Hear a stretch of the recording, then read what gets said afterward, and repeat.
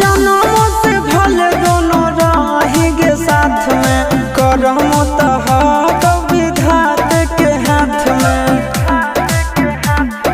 कन्हैया से मिल जाते हमारा तो मंगल तियल कान के है आगे सोना, मंगल तियल कान के जोड़ी है बनावल भगवान के, दोष न है इंसान के है आगे सोना, दोष न है भगवान के।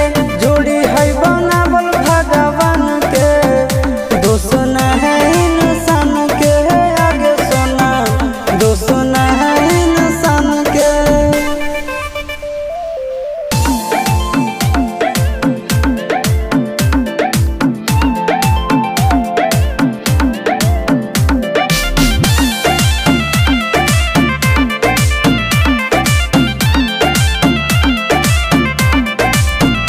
आगे तोर नहीं कसूर नहीं हमर कसूर गे, दोनों के कैला का ऊपर वाला दूर गे। ए सोना आगे तोर